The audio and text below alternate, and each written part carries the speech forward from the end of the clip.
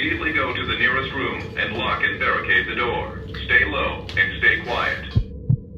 The sound of a school bell. For most of us, it's a memory, a signal that class is over, that the day is done, that it's time to go home. It's a sound of relief, of freedom. But for a growing number of students and teachers, there's another sound, a coded announcement over the intercom, a different kind of bell, the one that means lock the door, turn off the lights, and hide. The one that means this is not a drill. In the silence that follows, every creak of the floorboards, every distant shout becomes a monster. Today, we're not just talking about statistics or headlines. We're going behind the locked door. What you are about to hear are not fictional tales designed to scare you. These are inspired by the raw, documented experiences of survivors. We have changed names and locations to respect their privacy, but the fear, the confusion, and the chilling reality of what they endured is all true. We're going to step past the news reports and into the heart of the moment to understand the psychological weight of these events. These are 5 disturbing, true school lockdown stories. Our first story takes place in a sprawling suburban high school on a Tuesday. It was picture perfect. The sun was out. It was the last period of the day, history class. Students were drowsy, watching the clock. Suddenly, the principal's voice crackled over the intercom. It wasn't the usual cheerful tone. It was strained. Teachers, please initiate a hard lockdown. This is not a drill. Initiate a hard lockdown. Panic didn't erupt immediately. It was more like a wave of cold confusion. The teacher, a man named Mr. Harrison, did exactly as he was trained. He locked the heavy classroom door, stuffed a jacket along the bottom crack, and guided his 28 students to the corner of the room farthest from the door. He whispered for them to get their phones out, but to silence them completely. For 10 minutes, there was nothing but the sound of breathing.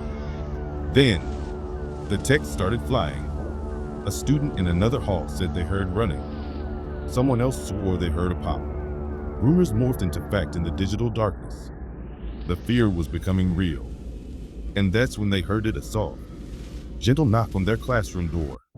Mr. Harrison put a finger to his lips, his face pale. The knock came again, a little louder this time. Then, a voice. It was a student. Mr. Harrison? It's me, David, from your second period. They told me to come here. Please, let me in. The classroom was frozen. Was it a trick? Was someone forcing him to say this? A girl started to cry silently, her shoulders shaking.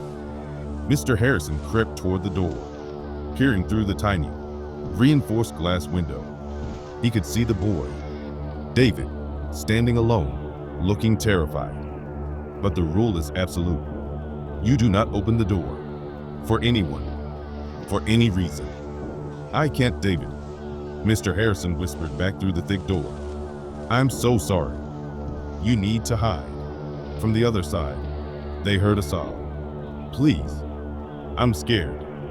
Then, footsteps, running away down the hall.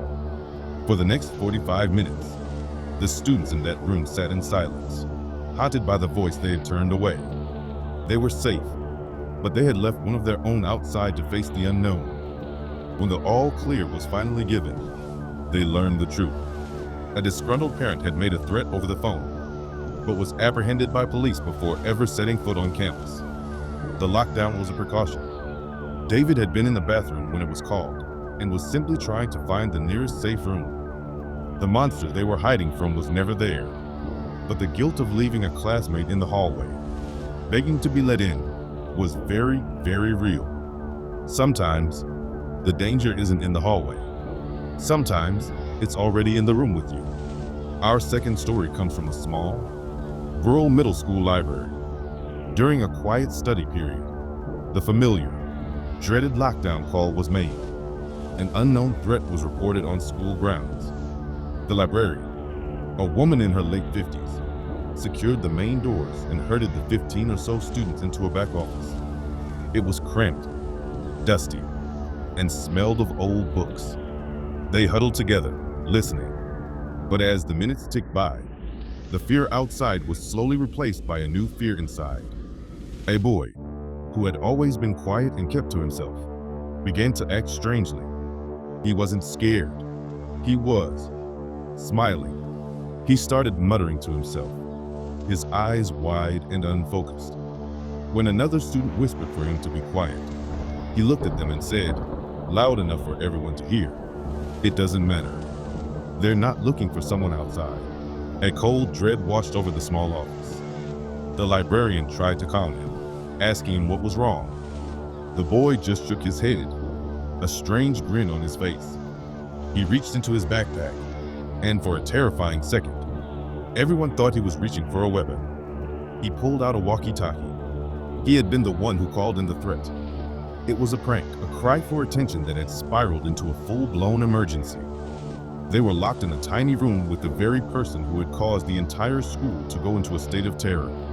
They were physically safe from an outside attacker, but they were psychologically trapped with an unstable and unpredictable classmate.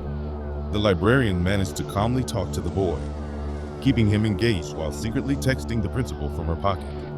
Help eventually came, but for those 20 minutes, the students weren't hiding from a threat.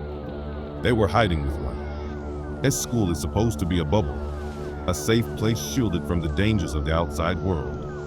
But sometimes, the world breaks in without an invitation.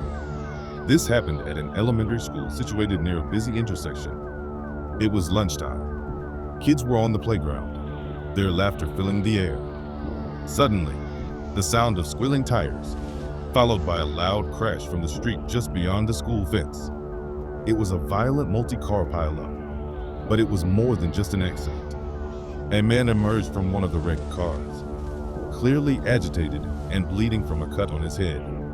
He started shouting, and then, inexplicably, he began running directly toward the school. He easily hopped the low fence and was now on the playground, stumbling between swing sets and slides, surrounded by hundreds of confused and frightened children. This wasn't a planned attack. It was chaos. Teachers became first responders, grabbing children and literally pulling them through the doors, trying to get them inside to safety. A full lockdown was initiated, but it was messy. Some kids were still outside, hiding behind equipment.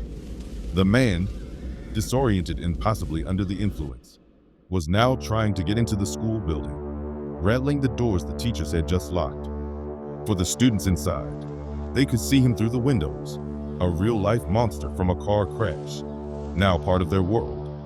It took police 10 minutes to arrive and subdue the man, who turned out to be unarmed and in a state of shock.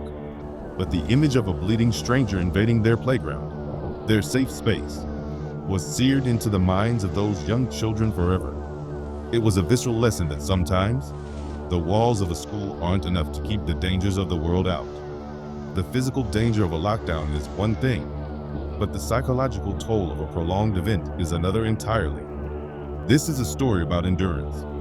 At a high school in the Pacific Northwest, a lockdown was called at 9 a.m. due to a police standoff at a house just 2 blocks away from the school. This wasn't a threat to the school, but because of the proximity, the entire campus was locked down as a precaution.